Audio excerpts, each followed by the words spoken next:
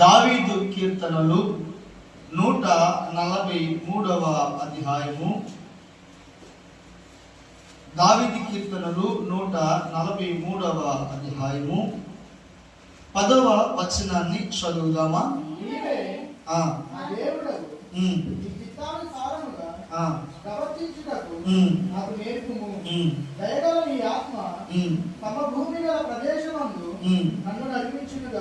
ఆమేన్. దేవునికి స్తోత్రం. హల్లెలూయా.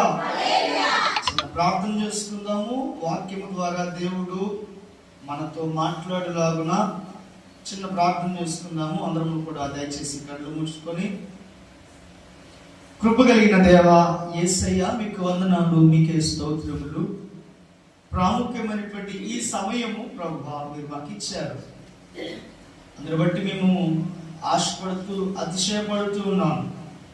అయితే నీ ఉచితమైనటువంటి ప్రేమను బట్టి, నీ దయను కనికరమును బట్టి ప్రభువా మాకు సహాయం చేయండి. వాక్యము ద్వారా మాట్లాడండి.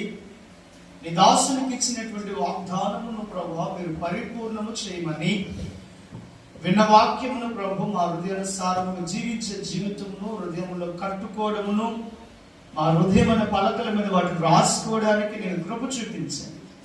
మహిమ ఘనత ప్రభావాలు మీరు పొందుకోమని నజరేయుడైన యేసుక్రీస్తు నామం పేరిట అడిగి వేడుకుంటూ ప్రార్థిస్తూ ఉన్నాను పరమ తండ్రి. ఆమేన్. దేవునికి స్తోత్రం.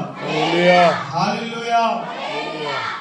చదవబడినటువంటి ఈ వచన భాగంలో, నీవే నా దేవుడవు, నీ చిత్తానుసారముగా ప్రవర్తించుటకు నాకు నేర్పించుము. దేవునికి స్తోత్రం. హల్లెలూయా. కీర్తనకారుడు దావీదు మహారాజు. ఈ కీర్తనలో పైన కూడా ఒక మాట మనకు కనబడుతుంది. ఇది దావీదు రాసినటువంటి కీర్తనగాను మనం చూస్తా ఉన్నాం. చెప్పండి, ఎవరు రాశారంట? మీరు మాట్లాడాలి. ఎవరు రాశారంట? దావీదు రాస్తున్నటువంటి కీర్తనలలో ఆయన హృదయంలో నుంచి వస్తున్నటువంటి కొన్ని గీతాలు.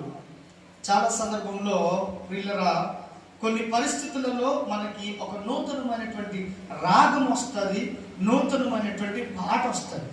తల్లిగారు సులోచన లక్ష్మీదేవి గారు, అంతేనా?